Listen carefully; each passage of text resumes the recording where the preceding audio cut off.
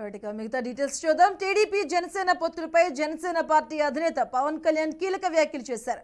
మండపేటలో TDP అధినేత చంద్రబాబు అభ్యర్థిని ప్రకటించడాన్ని ఆయన తప్పుపట్టారు. అది పొత్తు ధర్మం ఎలా అవుతుంది అని ఆయన ప్రశ్నించారు. అలాగే జనసేన అధినేత పవన్ కళ్యాణ్ 2 స్థానాల్లో తాము పోటీ చేస్తున్నట్లు ప్రకటించారు.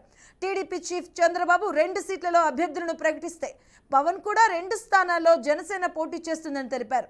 రాజోలు, రాజానగరం నుంచి తమ అభ్యర్థులు బరిలో ఉంటారని పేర్కొన్నారు.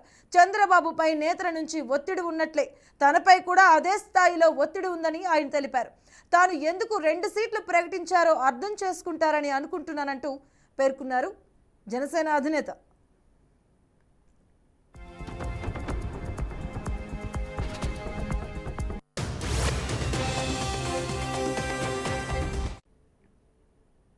అయితే ఆటుపోట్లు సహజమేనని, వచ్చే ఎన్నికల్లో పొత్తు కొనసాగుతుందని పవన్ కళ్యాణ్ తెలిపారు.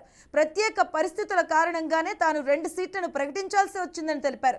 పొత్తులో భాగంగా 3వ వంతు సీట్లను తాము తీసుకుంటున్నామని తెలిపారు. రాజోలు, రాజానగరంలో జనసేన పోటీ చేస్తుందని తెలిపారు. టీడీపీ కౌంటర్గా ఆయన అభ్యర్థులను ప్రకటించడం ఇప్పుడు చర్చనీయాంశంగా మారింది.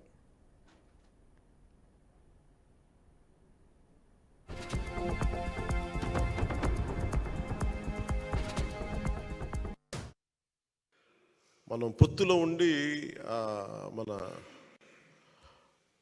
చంద్రబాబు గారు ఇట్లా అనౌన్స్ చేశారు, మండపేట సీటు మనకి చెప్పాలి కదా అది అంటే ఖచ్చితంగా అది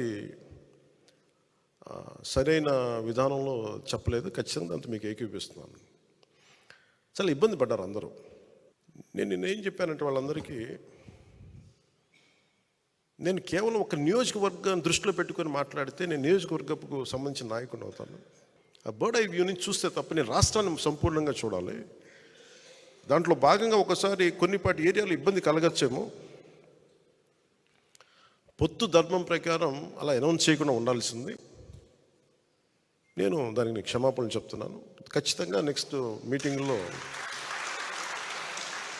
దాని మీద వివరణ ఇచ్చి దాన్ని ఎలా సరిదిద్దాలో సరిదిద్దుతాం అని ఒక మాట ఇచ్చి పంపించాను. అలాగే వాళ్ళు అన్నది కూడా ఏంటంటే మన నాయకులు కూడా ఇప్పటికీ 2 సీట్లు అనౌన్స్ చేశారు. మరి ఇది పొత్తు ధర్మమేనా నన్ను అడిగితే అట్లా కొన్ని ప్రత్యేక పరిస్థితులు ఉంటాయి. వాళ్ళు కూడా మనం అర్థం చేసుకోవాలి కదా. 4 దశాబ్దాలు సుదీర్ఘ అనుభవం ఉన్న వ్యక్తులు, ఒంటరిగా వాళ్ళ సొంత పార్టీ నడిపిన వ్యక్తులు. ఒక్కోసారి ఎట్లా ఉంటుందంటే పొత్తు ఆ సైజు వ్యక్తులకి ఒక ఇరుకు చొక్కమైన అథారిటీ దారేదులో చెప్తూ ఉంటాం. ఒక బలమైన వ్యక్తికి సరిపోయిన కోటేస్తే కొంచెం ఇరుగ్గా ఉంటుంది కదా, టైట్గా ఉంటుంది. అలాగే ఒకసారి పొత్తు ఆ స్థాయి నాయకులకి చాలా ఇబ్బందిగా ఉంటుంది ఒక్కోసారి.